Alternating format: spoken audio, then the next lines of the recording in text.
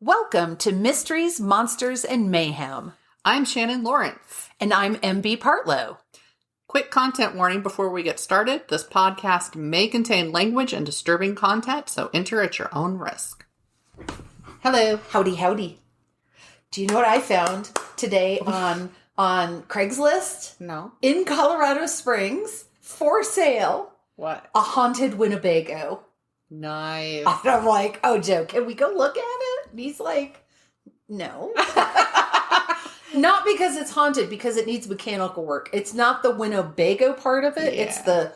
It's the car part of it, the truck part of it. It needs, I can't remember. And it said, it was honest. The little ad was very, it just had new this, but it needs this.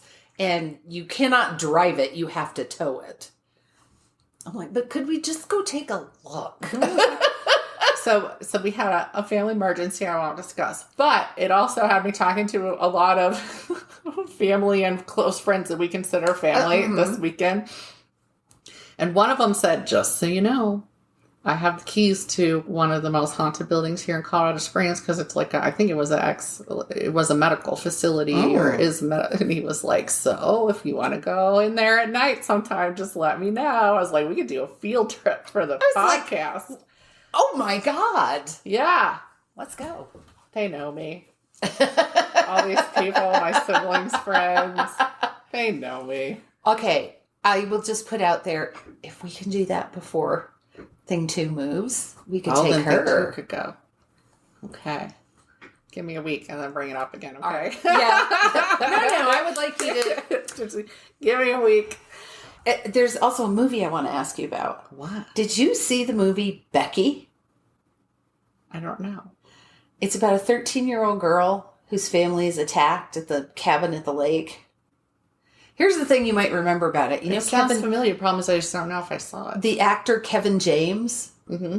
The comedian. Yes, comedian. Paul Blart Mall Cop. Yeah. And I can't remember the name of his TV show. King of Queens. King of Queens. He's the villain. I did see it. It's intense. Yeah. The eyeball scene. I don't feel like I'm spoiling anything because the movie's been, if I've seen it, the movie's been out for a while. Except for Barbie. That's the newest movie I've seen. But Patrick was watching. I was like, oh, I never did see that. So I sat down and watched it after Svengoolie. By God, it's an intense movie. And there's some really graphic, gory bits. But she was fucking incredible. Yeah, the Becky actress. The actress who played. And Kevin James was a great villain. He did a really good job. There was no fucking humor in there anywhere. And no, it's always weird when you see that for the first time with one of those, and you're like, oh. But even like Kevin Bacon playing bad guy, I just watched River Wild because there was a remake that's nothing like the original except for the general concept of it. But I rewatched that one then, and I was like, oh, it hurt my heart when I watched this the first time because he was always the good guy, you know? Yep. But yeah, Kevin James, doesn't have the attachment of Kevin Bacon, so it's different. No. But and if you remember a couple of months ago maybe, I was complaining because Svengoolie had a computer-generated background, and it bugged me, because it was different, which I can get over myself. I can get over that, but they never said anything. This week, so they had it again a week or two ago, but on the most recent one, he explained they developed that during COVID. And that was why they were using it, because they couldn't have everybody there to film it like they normally did. And I was like, well, that's brilliant. I'm okay with it now. But I was like... When Joe Bob had their weird game show set up that people got big mad about, they didn't say anything on the show about it, but Darcy Mail Girl tweets. I don't know how that's going to go now. If she's going to X. What is it called when you tweet now? I don't, so I don't call it anything. You yeet. I don't know if she's going to continue yeeting. Right? I don't know. So, yeah. No, it wasn't actually addressed on the show, though, like that. So it makes sense that it wouldn't be on Svengoolie. Yeah, I just was like, and I, because I haven't been watching it for years, I wasn't watching it during the pandemic, so I didn't know. And I guess something had come up, because I can't imagine that they're showing stuff now that they recorded 3 years ago. Right. Because also they make current references. Yeah. So. I don't know. That's what I was wondering when you said they'd done that, and it was just recently they did it. But the next one wasn't like that? Correct. So maybe it was an old one they hadn't been able to broadcast for some reason. Or maybe there was another reason that people couldn't get there. Somebody got sick. Somebody Thing 2 works with had COVID. Well, people have been posting that there's been a big resurgence of it. Yep. But a friend of mine in New York, I messaged her for completely other reasons. Oh, to recommend Priest Daddy. And she's like, well, it was available at my library and I'm homesick with COVID. So there you go. Yeah, that's why I wasn't happy because I forgot my mask when I flew to Arizona. Oh. I usually now take my mask when I'm flying because then I don't have to catch a cold like I do people most are gross. times. Yeah. So, but I did not get sick, so we are now fully removed from that. And it was fine. But yeah, I was on there and I had the cougher. I think I mentioned that like 3 episodes ago, like the cougher, and I was like, great, this is the person that gets the entire fucking plane sick. I don't know how I didn't get sick after sharing space with that jackass. When we flew back in end of March, flew to Florida, the guy who sat next to Joe was just sick. I mean, it was like, I was like, is this the beginning of The Stand? Sick. Right. He was coughing. He put down his little table, and put his head in his arms, and you could hear him breathing. Oh. And he just slept the whole way. He just looked and sounded. And he didn't wear a mask, did he? I don't believe he did. No. That's who's supposed to wear the fucking mask to protect other people. If you're that sick and you can't not fly, then wear a mask. So Joe got sick. He didn't get sick right away. Fortunately, he didn't get sick till we got back. But he was sick for like a month because he was just barely getting over it when we went to Hawaii for our anniversary. So. What a dick. It really annoys me. There is no reason now for somebody not to know to wear a mask if they're sick on a plane. I agree. It's a courtesy to other people. I was thinking we will have I don't know when the hell is this airing. Very shortly coming up, we will have the grand opportunity to fly back to Colorado from South Carolina. And I'm like, I think we'll take masks. Yeah. Because there's just no reason not to. Yeah. Except I hate it. Like, by the time I'm done on a flight, my ears are miserable because that's a long time to wear a mask. But so what? Like, if it saves me from getting even just a cold, then I'm happy. And we got super cheap. That's why I bought them so early. Super cheap. I believe the flight, when I first saw it, was $98. Holy shit. It is one way, but still, that's... Yeah. So, that was the absolute... Flight prices have been crazy lately. Yeah, and that was bottom of the barrel. So I upgraded us, I think, to the $129 seats. You big spender, you. I was like, I would like to pick where I sit, so I will spend the extra $30. Yes. Yeah, I know. I think that there were some changes because I fly United because there is at least one damn thing I'm going to be familiar with on that, and that is going to be the airline and how it works. Right? With whatever it comes with, I at least know it. Right? Like, know your enemy. But they changed something about their tiers. This last time I went in, and it had only been a couple because I flew out in April. And I was like, damn. Because suddenly that lower one that I always didn't offer the things that it offered before. So, and I'm like, really? Your guys are going to start making it even worse? Like... Airlines just keep getting worse and worse and worse, and everything is nickel and diming you. And and I'm like, so you're going to bitch about not having, there's 2 ways you can do business. You can either keep raising your prices and making it inconvenient so that you make more from the few people who do partake of your business, or you can make things reasonable and then bring in that money and have greater volume. Which one is nicer? Yeah, so... They can keep bitching about how they had troubled times. They can just also eat me. Because they're making bad choices. I would like them to make better choices. I'm in a mood. Yeah. So I had lunch out today with a friend, and Nikki was with us, and we were talking about someone we know mutually, and I said we were not trash talking this person. I said something about, oh, have you heard from so and so? And my friend said, oh, something about, yes, she had this bad thing happen, and Nikki goes, I would like to care, but she's such a cunt. Our friend, who is a person who does not swear, just lost her shit laughing. She was like, I can't believe you just said that.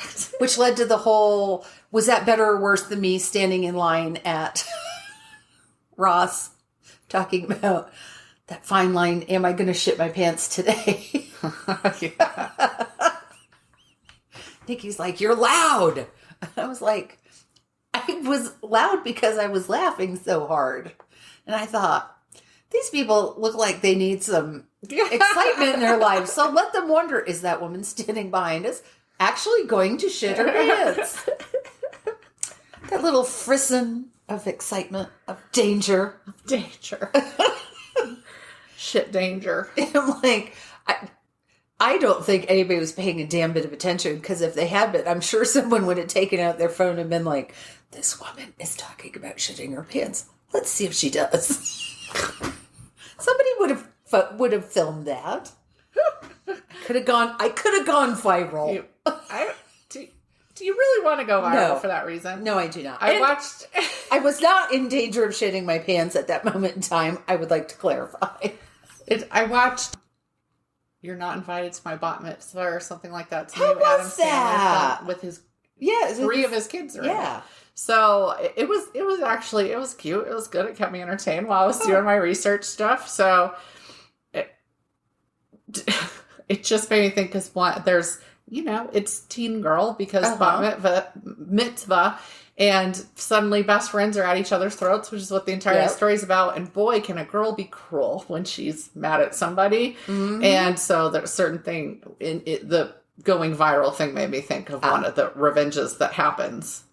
That's messed up, but it was good. It was on Netflix, I want to say, which I know if I as a good member of the writing community, I'm supposed to have canceled Netflix, but there are 3 other people living in my household, and we have not canceled Netflix. I have not canceled Netflix either. Yeah, it's a lot of people canceled it and made a big show posting the screenshot of the final page where they enter why and about the strike and more power to them. But again, statements directly from the Writers Guild and SAG-AFTRA were saying, no, do go see movies that are out already. Right. Do watch the things that are out already, because those are still supporting the people that did them. And so I was like, well, then I am not going to cancel. So it's always tricky. There are enough freaking holier than thou people on my page that I will be apprised when the time comes that the rules change. Because there are steps that happen with these strikes. And so they put out a statement. They do put out public statements saying, okay, here's when we need you to do such and such, folks, if you want to support us. So when that time comes, then... And I think, I'm like, what the hell day is this? I lose track so easily. I think tomorrow, I'm not positive, there's going to be a Supernatural reunion on the picket line. Yeah, they're going to be actors, writers, crew. Yeah. And I'm like... Misha Collins put that out on Facebook. Okay. I'll have to look at that. I'm like, they're all pretty. I'll look at that. I had a night, I needed to go to bed, but my brain really needed more. Because otherwise it would have said, sure, let's go. So I was in bed. And I was watching just the videos of the BuzzFeed celebrity with kittens and puppies interviews. Yep. Those are great. That's great to fill your brain when you need some shit in there. There's only a couple with kittens, but I'm going to mispronounce the name. Kumail Nanjiani.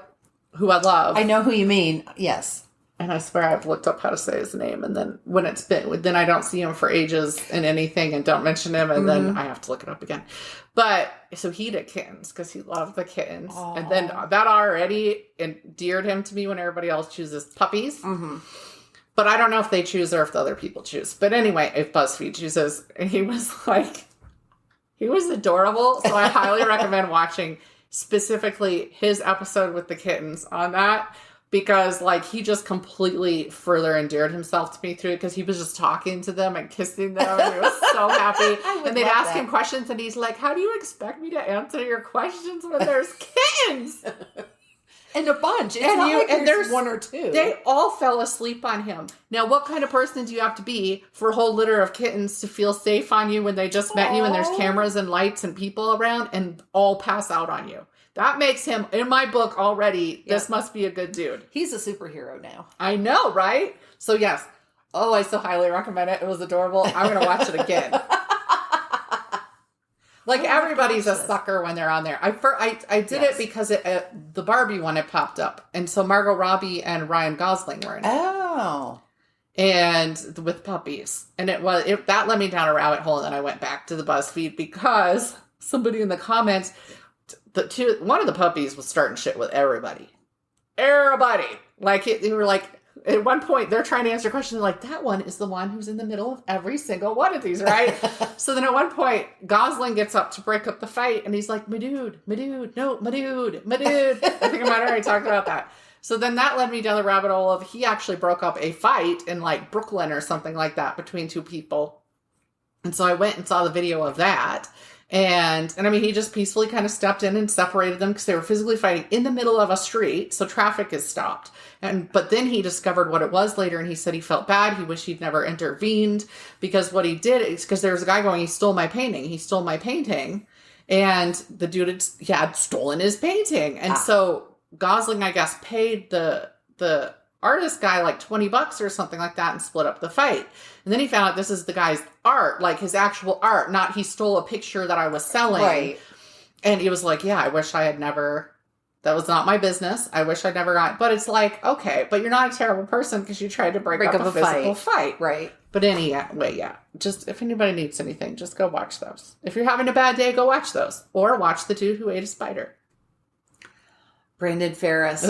He just, there was a new one out. It was in his car, so it was probably an old one, but there were 2 spiders in the bag. And he dropped one. All the legs ended up in his cup holder? Frappuccino. Oh. He had some big chocolatey, coffee, frothy thing. I don't know what it was because I don't drink those drinks because I don't drink coffee. But yeah, that's where the legs ended up. That was a disgusting sight. It looked like there was something trying to crawl out from under the whipped cream.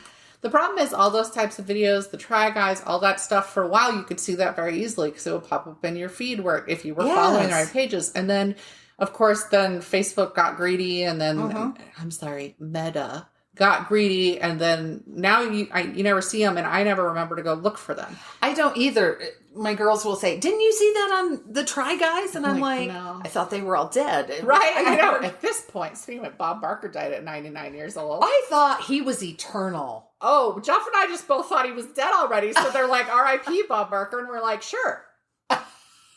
Continue to R.I.P. And then I looked up and I was like, oh shit, no, he's still alive. He just died.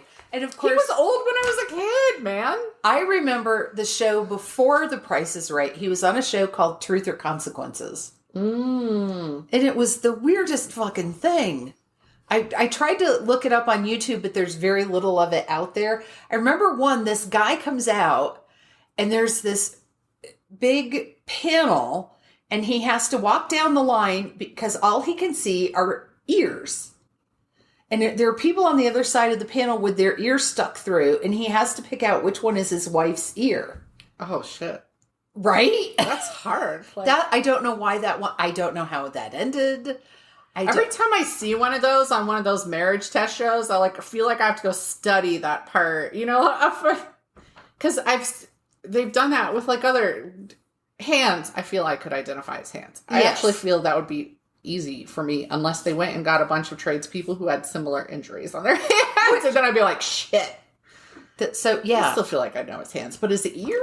And then they would do stuff like, they would get people from the audience and they would put them in seclusion and then they would tell the audience what was going on. So these people were going to be in a dunk tank and they're like, haha, we'll be fine. And then he would reveal that the person who was going to be throwing the ball was actually a Major League Baseball pitcher. Oh, yeah. Or they had 3 or 4 comics who took 4 random people from the audience and taught them how to do stand-up. And they had to stand up there and do stand-up for, I don't know, a minute. They had to tell some jokes. Yes. It wasn't like a 15-minute set. It wasn't a 5-minute set. It wasn't that long. I can make people laugh when I'm, say, emceeing a thing, because it's whatever pops into my head at the point, right? And that's my defense mechanism, is to make people laugh. Mm-hmm. But stand-up is a whole different beast there. Gee, I don't understand that defense mechanism at all. I know you wouldn't.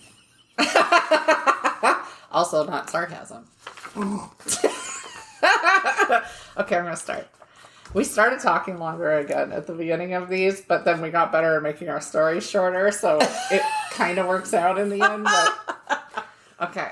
Although we did have some, like, super short ones for one. We had one that was, like, 44 minutes, and I was like, that's bad. We should talk more then.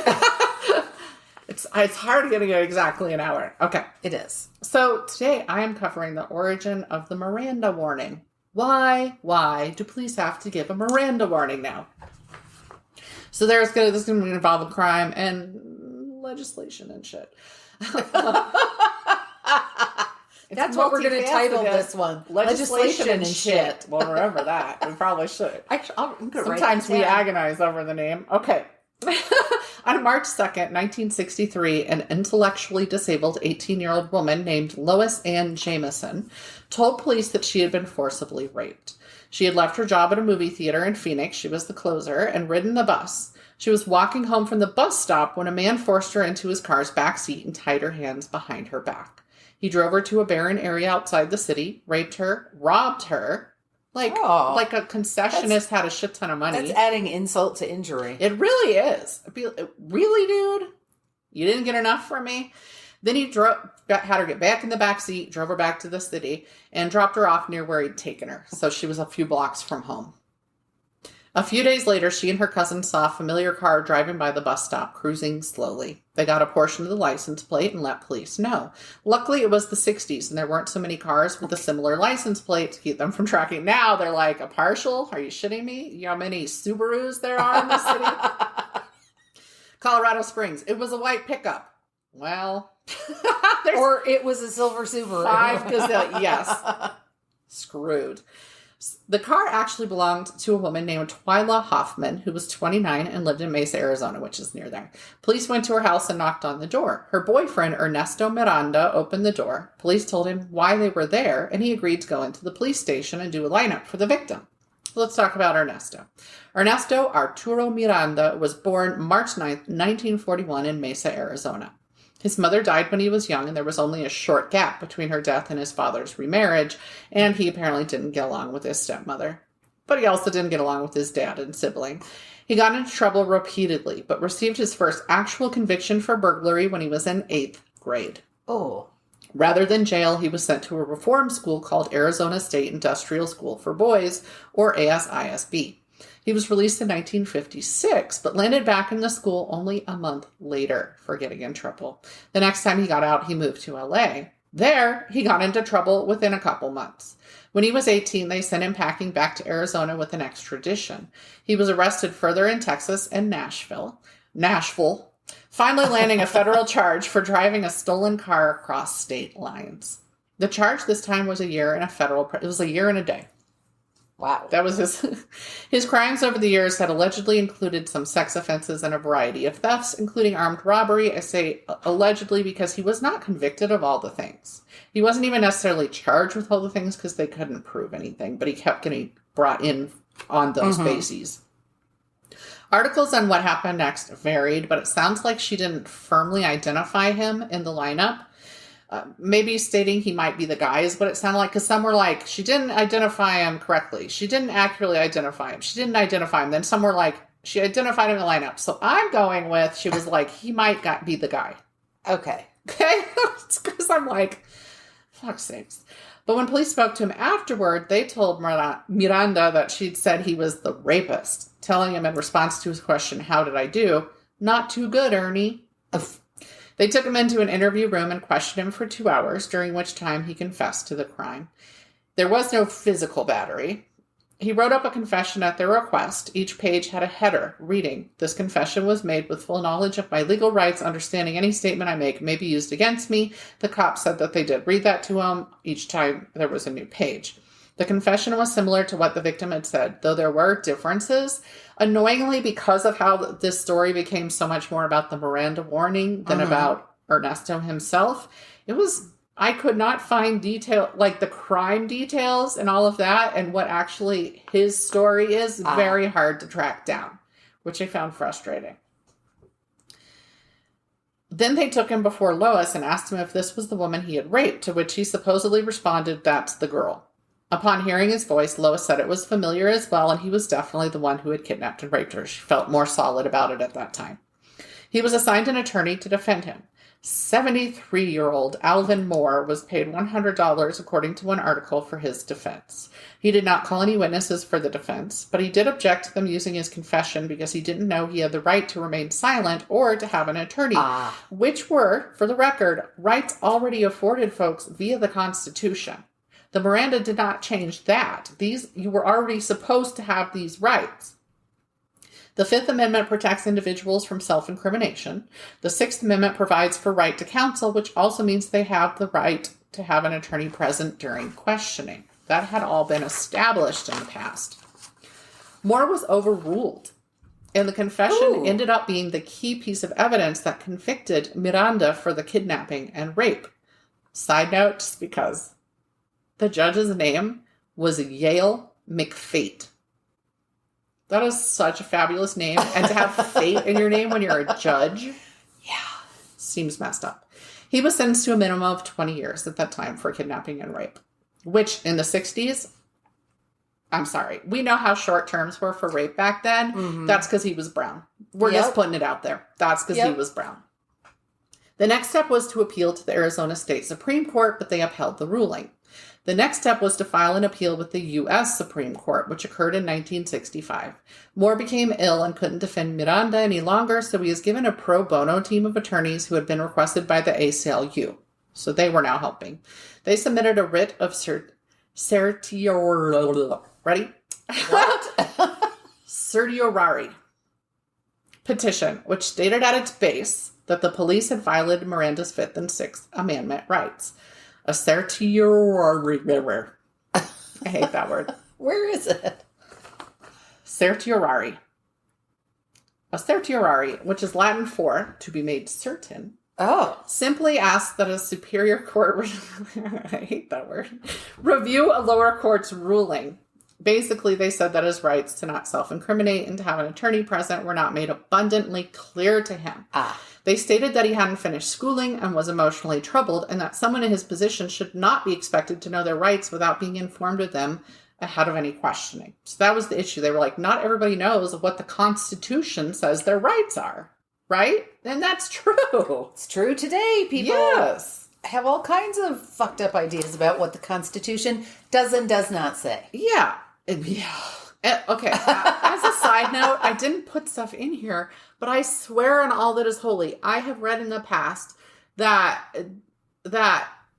there was a language barrier, but he was born in Mesa and schooled here, so I don't know how true that was, but I could not find that in any of the articles, so I feel like that was, I don't know if that's true or not. Okay, it's a possibility.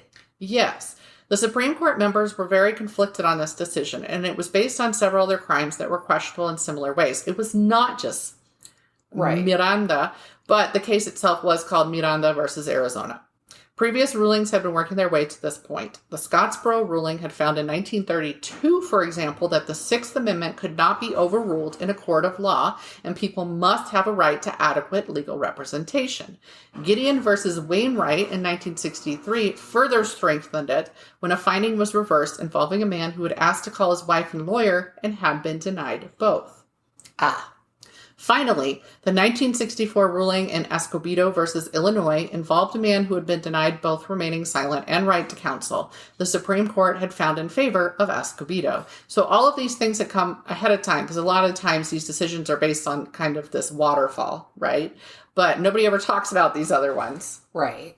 Justice Gary Nelson felt that public safety would be obstructed if police had to advise suspects of their rights.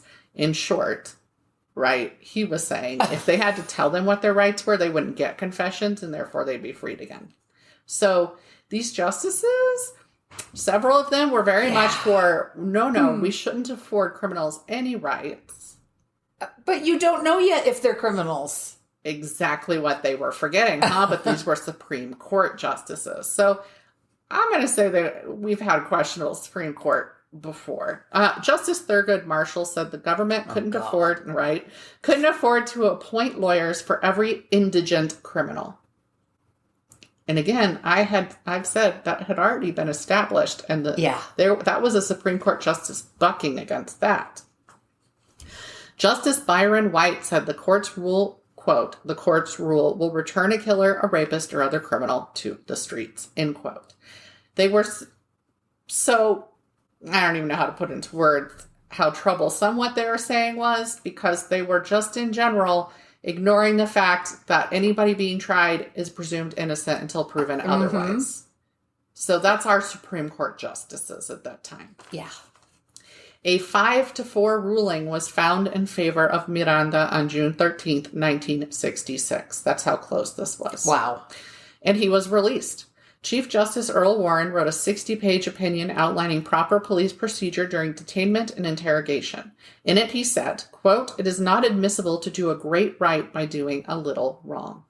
It is not sufficient to do justice by obtaining a proper result by irregular or improper means," end quote, which we all find frustrating sometimes. Yes. Every single person has probably heard of some criminal case where somebody absolutely horrific got away with it because it couldn't be proved beyond a reasonable doubt. But we've also all heard of the Innocence Project and how many innocent people have died in prison or been put to death for crimes they didn't commit. Again, humanity is troublesome. He further stated, quote, "The person in custody must," and I feel like this is going to sound familiar to people familiar with the Miranda. "The person in custody must, prior to interrogation, be clearly informed that he has the right to remain silent and that anything he says will be used against him in court. He must be clearly informed that he has the right to consult with a lawyer and to have the lawyer with him during interrogation, and that if he is indigent, a lawyer will be appointed to represent him." Now we know where the verbiage from the Miranda came from. Yes. 2 justices issued dissents after the fact: John Marshall Harlan II and Byron White. Could they sound whiter? They could not. It was Warren's... I don't know how, unless they have the nickname Biffy. It was Warren's opinion that helped form the Miranda Warning, obviously. Police departments across the country issued index cards at that time with the Miranda Warning printed on them. Though the 14th Amendment dictates that Supreme Court rulings apply to all states, the Miranda Warning does differ some between states as they form their own. It simply has to address the necessary rights outlined in the Miranda findings. So, of course, we have one that is used in every movie and television show. Yeah. But it's not necessarily those exact words, as long as what that quote I had is expressed to that person in its entirety.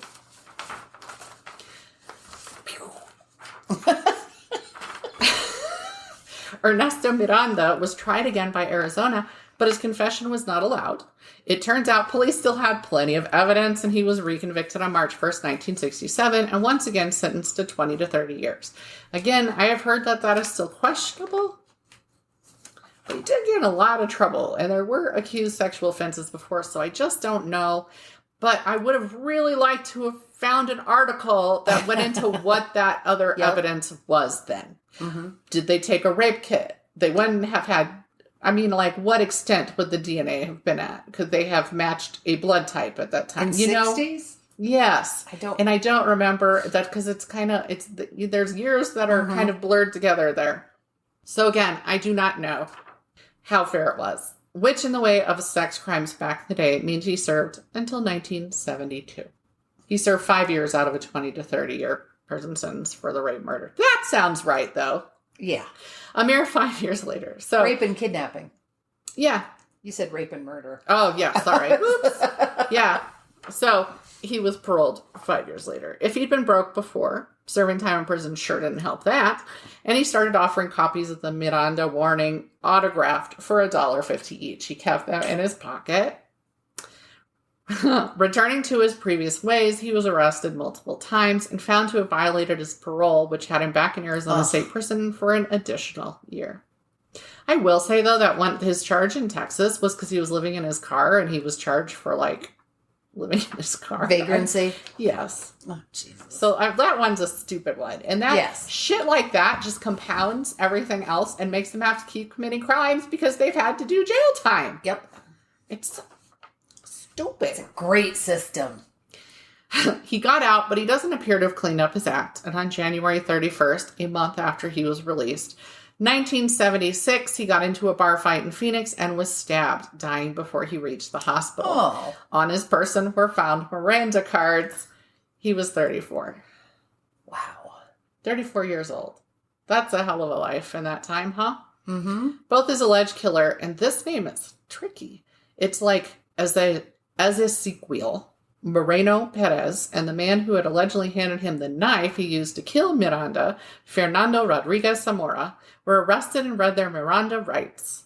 Zamora was not charged. Perez fled to Mexico and was never found again. And interestingly, in 1968, the House and Senate worked together to pass a law contradicting Miranda and ordering federal trial judges to admit any voluntary confession whether or not the suspect got a Miranda warning. So the House and the Senate tried to buck the Supreme Court's ruling on this. Here's the kicker. It lasted quite a long time. They had apparently completely missed the point that Miranda was meant to guarantee the confession was voluntary and not coerced. Very few people use this new law, being inherently aware that it was questionable and they could end up in the Supreme Court over it, and that it did not meet the terms of the Constitution. So they were very, prosecutors were really hands-off when this got passed because they knew better. And they were smarter, apparently, than the House and the Senate, which is no surprise. There were a few. I decided not to go try and find examples. But it wasn't until the year 2000. What? That this incident made its way back to the Supreme Court, where this time it was 7-2 to support Miranda and state that Congress could not overturn a Supreme Court decision. That is when that got established. I do not know. Okay. I thought about looking it up, but I did not have time for rabbit holes. You know what? Probably. I would like to know who the two were, though, yes. I was going to say, if Joe listens to this, he'll know. If he tells us, we can update it in the next one. But yeah, I have guesses as to who those two were, but in 2000. Anywho, by that time, police had come around to the Miranda warning, though it hadn't been that way at the start. They were very resistant. Everybody in law was very resistant to having to basically say, we can't strong arm you the way they had been doing. But there was a national awareness that they were strong arming. And there's something similar in England. Yeah, I bet. It's not called the Miranda, but you have to read them their rights. Yeah. It is different wording, but it's very similar. I don't know which one was first. I would be curious about that. By that time, so one of the justices also pointed out that the Miranda warning had become part of the national zeitgeist. Basically, he was like, this is just a national thing now. We all know it. It's in television shows. We can't stop doing it now. Everybody's used to it. And the cops are like, we're used to it. And here's the thing. It served as a protection for the police. Because if they had given the Miranda ahead of time, they were protected from some things in court. Although I think it was, and I didn't write this one down because I did kind of go, I always research things extra for my own personal interest. But it wasn't until 2022 or thereabouts that it was ruled that police could not be sued for not issuing the Miranda.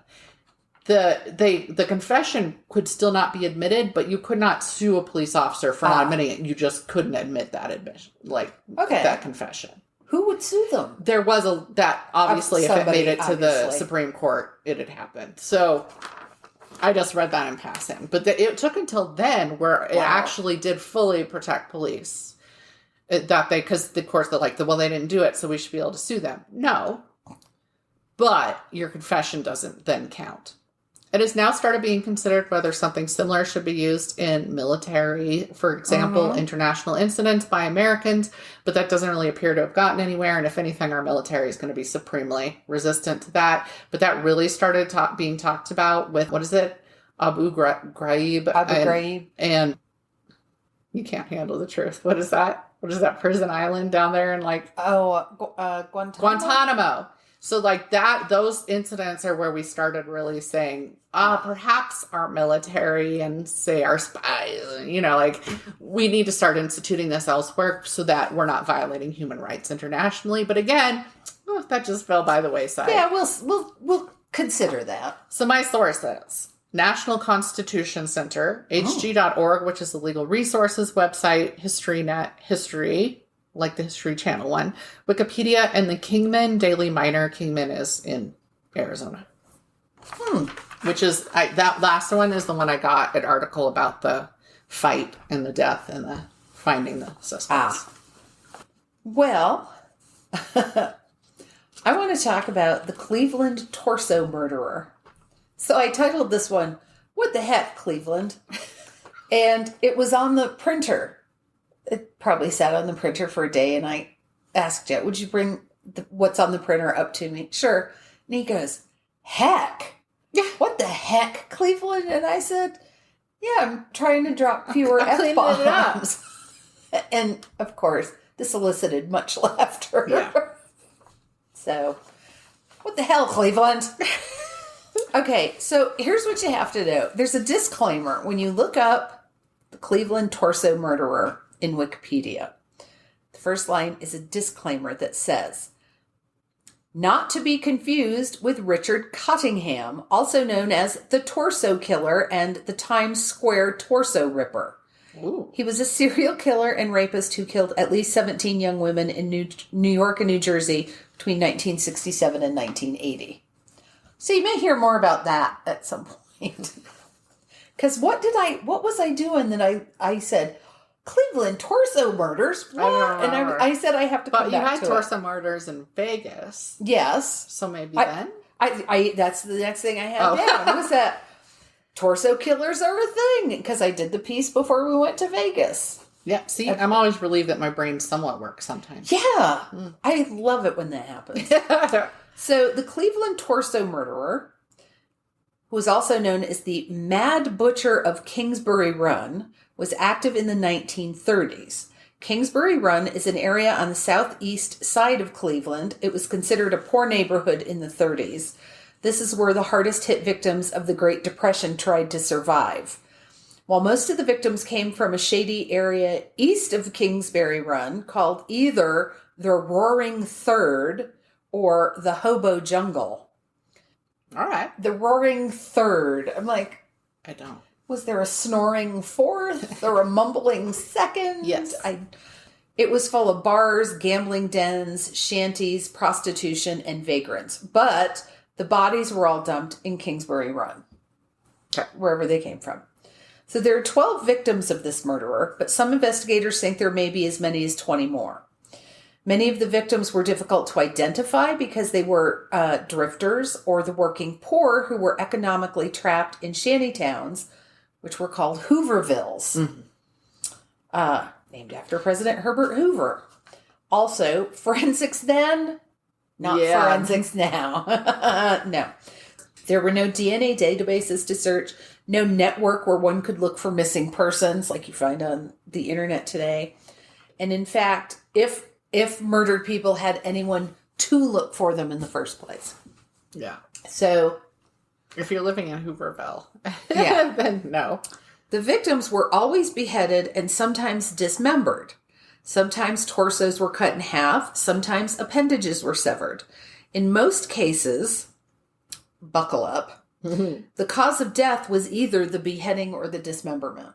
So no. Yeah, they were alive when it was happening. Yep, they weren't killed and then dismembered. They were dismembered and that's what killed them. Or beheaded. Most of the male victims were castrated. Several victims showed signs of a chemical treatment being applied to their skin, which turned it rough, red, and leathery. On two of the later victims, they did identify what the chemical was. They believed the murderer applied lime chloride, which is a preservative, instead of quicklime, which would help a body decompose faster.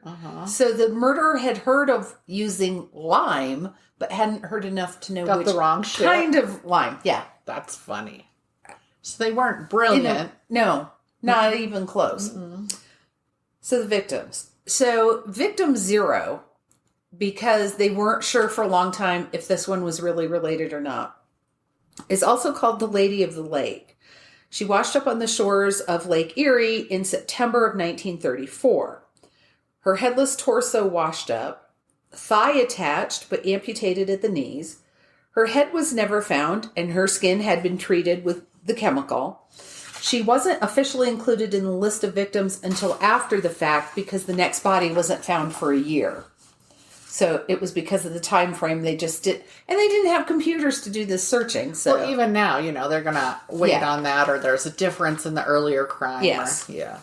So the body of Edward Anthony Andrassy was found September 23rd, 1935, at the base of Jackass Hill in Kingsbury Run. How many times do you think I can work Jackass Hill into this? I don't know. It's been usually. His head was buried not far from his body, which had been castrated and was wearing only socks. The coroner detected rope burns around his wrists, and the case was declared a homicide. He had been dead for 2 to 3 days before being found, and although he had previously been an orderly at a psych hospital, he was unemployed at the time of his death. John Doe 1 was located near Andrassy's body. This time it appeared the victim's body had been doused with oil and set on fire after death. It appeared the victim's body hair had either been shaved off or burnt off. That was just that didn't happen to anybody else. So I'm like, I'm not sure that's one, but Florence Genevieve Palillo was 44 years old when she was killed. Her body was dismembered, the parts wrapped in paper and packed into baskets. Her head was never recovered. John Doe number 2's body was found June 5th, 1936, near the East 55th Street Bridge. His head was found near train tracks, and his torso was found not far from a police building. This body was nude but not mutilated, and the lack of blood on the ground indicated he had been killed and bled out somewhere else. Cause of death was decapitation. He had 6 tattoos and was called the Tattooed Man. They actually, you can research, and I didn't write down all the descriptions, but they still have the descriptions of his tattoos out there because they were so different. They thought that would help identify him, but they never could track them down. John Doe number 3 was found July 22nd, which is like 6 weeks later, 1936, near a homeless camp on the west side of Cleveland. For some reason, he had been killed and left there instead of transported to the east side of town. The state of his clothes and hair suggested he was one of the homeless, and the cause of death was dismemberment. Despite the fact the head was recovered, decay had set in to such a point that ID and even fingerprints were impossible to establish. John Doe number 4 was treated considerably rougher. A homeless person discovered 2 halves of a male torso, legs attached, floating in a stagnant pond.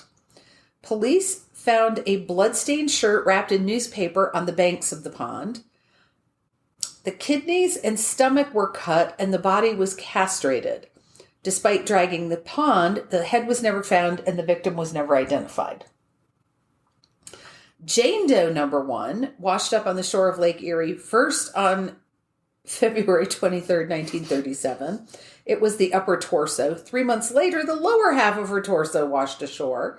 It's believed her arms and legs and head sank. They said because of the composition of those body parts, it's likely that they just sank. Although none of the other heads were found, so who knows? Or there's somebody who's going to be looking in their dead grandfather's attic and who's going to find a whole bunch of heads. Great Uncle George's trunk. That's right. Let's open it and see what's in here. Ugh. Yeah. Her official cause of death was undetermined. On June 6, 1937, and you notice these dates are all very close together. So there's not a lot of time going by.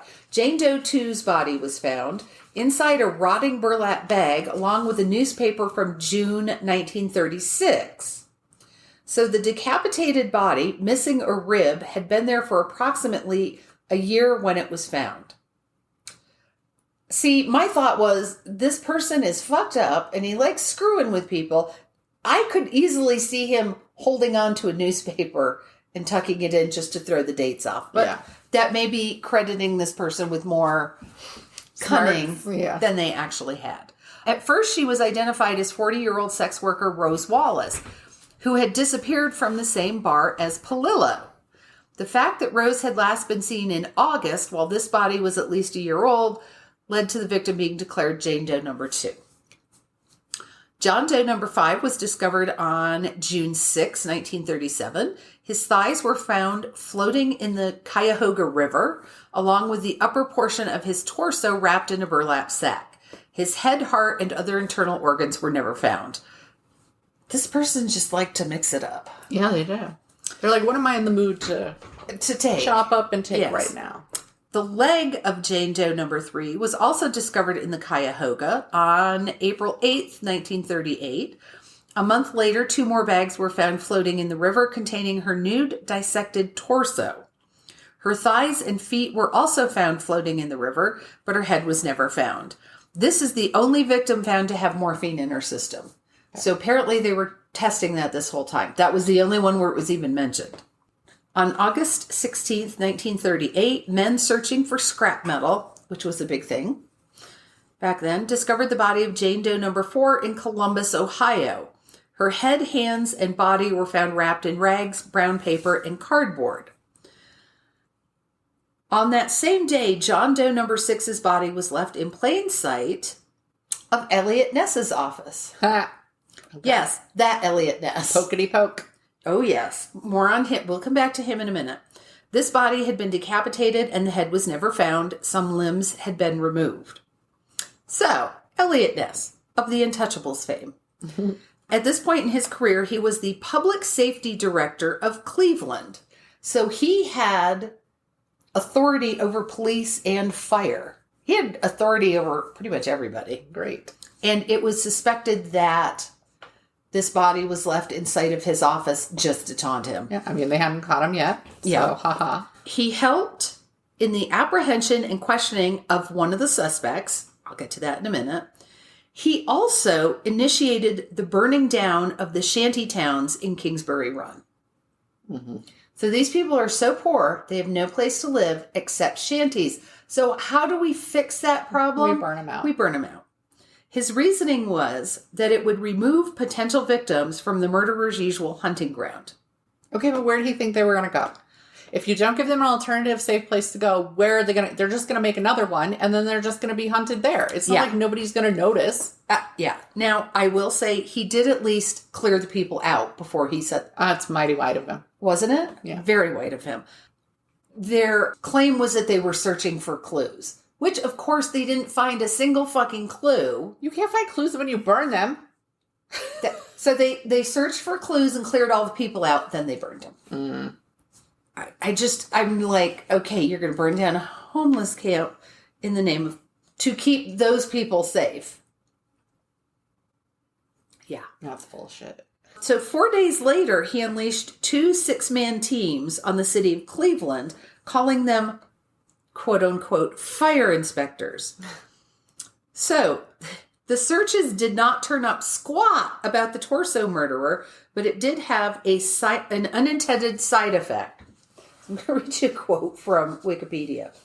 The systemic search did serve to focus renewed public attention on the inadequate and unsanitary living conditions in the downtown Cleveland area. The teams uncovered hundreds of families living in hazardous fire traps without toilets or running water.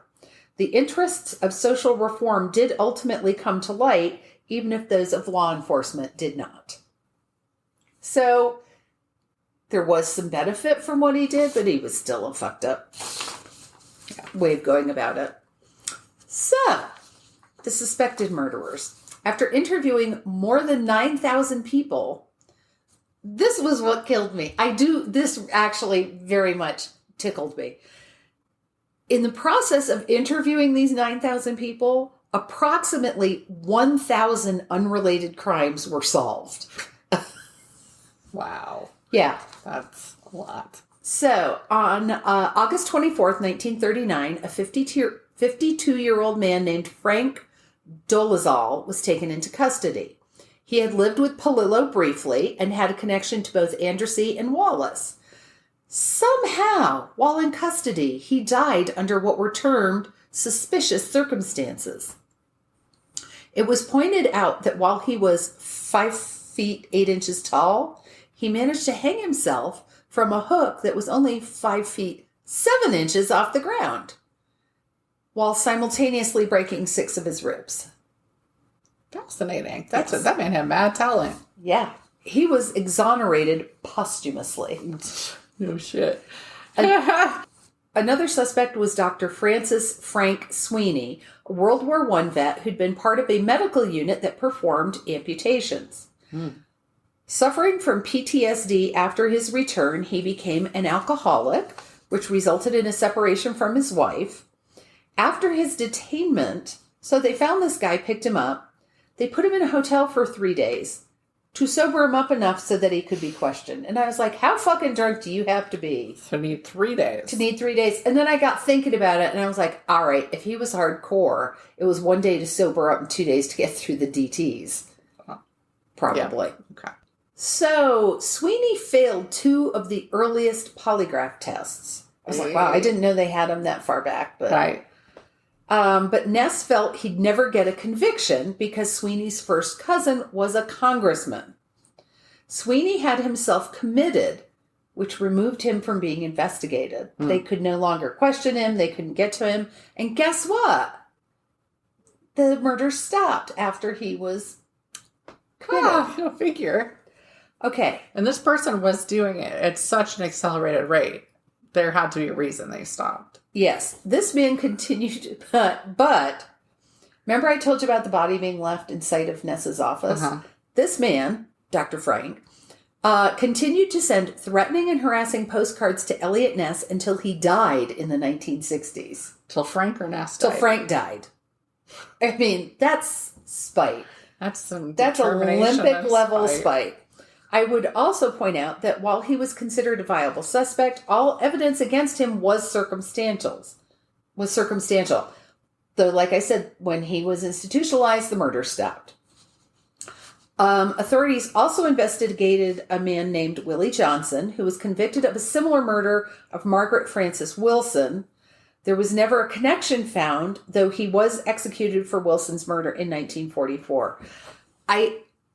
Okay. It would be easy to say, of course they picked on this man. He was a black man. However, he was a black man who was apprehended with a trunk with dismembered body in it. So I can see where they made the connection. Yes. There are 2 further speculations about this particular group of murders. One is that it could have been several people conducting the murders, not just one person. Since forensic evidence was scant, they can't prove it was all committed by just one person. Another theory is that since all of the murders took place near train tracks, the murderer was transient, riding the rails and committing similar murders in other states. Just like the Hatchet murders that we started this whole podcast with way back when in 2020. So a lot of people do believe that Dr. Francis Sweeney was the guy, that he was the murderer. And I didn't, because this was getting long. Just talking about all the victims, this was getting long. There were torso murderers in other states. And I may come back to that at some point and talk about some of them. But again, they were on the railroad line. So they're like, did this doctor do it? Or was it someone who just rode the rails to the next town, hung out there for a while, killed and dismembered some people, and then went on to wherever? Yeah, that's the fascinating thing about, like, the historical, like, the axe murders. What is it? Nope. Starts with a V. But the ones that I did where they were connecting it to ones in several different states surrounding, because they were just... And there's no way to tell. Because with the hatchet ones, it's like, they were all killed with a hatchet. Well, every fucking buddy had a hatchet. It would be like if someone was killed with a cell phone. Right. How unusual. They were killed with a kitchen knife. Yeah. Wow. How does one get their hands on that? I don't know. I don't know. So my sources for this were, I only had 2.